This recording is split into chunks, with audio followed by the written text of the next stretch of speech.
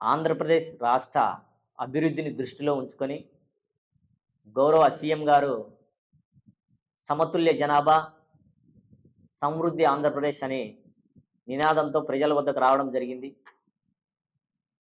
ఈ యొక్క ఆంధ్రప్రదేశ్ రాష్ట్ర జనాభా సమతుల్యత సరిగ్గా లేకపోవడం, ఇదే విధంగా ఉంటే ముసలి వాళ్ళ సంఖ్య పెరిగి యువకుల సంఖ్య రాష్ట్రంలో తగ్గిపోవడం జరుగుతూ ఉందని ఆయన హెచ్చరిస్తూ ఉన్నారు. మూడో బిడ్డకు 30,000 రూపాయలు, నాలుగో బిడ్డకు 40,000 రూపాయలని ప్రభుత్వమే సాయం అందిస్తుందని, వారికి సంబంధించినటువంటి పౌష్టికాహారం కానివ్వండి, వారికి సంబంధించినటువంటి విద్యా వైద్యం ఇవన్నీ కూడా ప్రభుత్వమే సహకరిస్తూ ఉందని గౌరవ ముఖ్యమంత్రి వర్యులు తెలియజేయడం జరిగింది. అయితే ఆయన చెప్పినటువంటి దూరదృష్టితో ఏదైతే వ్యాఖ్యలు చేశారో సీఎం గారు, దాన్ని కొంతమంది నాయకులు వక్రీకరించి ప్రజల దగ్గర మెప్పు పొందేందుకు మూడో బిడ్డకు 30,000, నాలుగో బిడ్డకు 40,000 అనే నినాదం సరైనది కాదు అంటూ కొంతమంది వ్యాఖ్యానించడం జరిగింది. ప్రజలు ఏమైనా పిల్లల్ని కనడానికి యంత్రాలా అని ఒక ఆయన, మీరిచ్చే 30,000-40,000 రూపాయలు డైపర్లకైనా సరిపోతాయని ఇంకొక ఆయన, ఇలా రాష్ట్రంలో చాలామంది నాయకులు అనేక విమర్శలు చేయడం జరిగింది.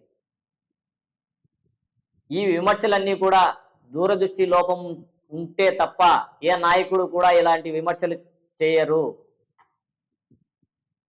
రాష్ట్రం అభివృద్ధి చెందాలన్నా, దేశం అభివృద్ధి చెందాలన్నా కావాల్సిన యువశక్తి ఇక్కడ లేకపోతే పూర్తిగా ఆర్థికంగా క్షీణించే అవకాశాలు రాష్ట్రం మీద అయినా కానీ దేశం మీద అయినా కానీ ఉన్నాయని తెలియజేసుకుంటూ ప్రతి సర్వేల్లో కూడా మనకు చెప్తానే ఉన్నాయి.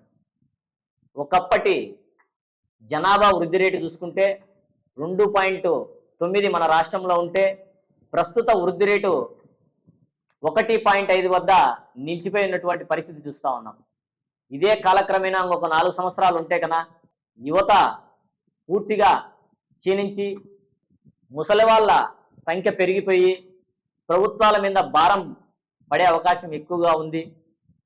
ఇక్కడ ఉన్నటువంటి కంపెనీలలో కానీ పని చేయడానికి శ్రామిక శక్తి కానివ్వండి,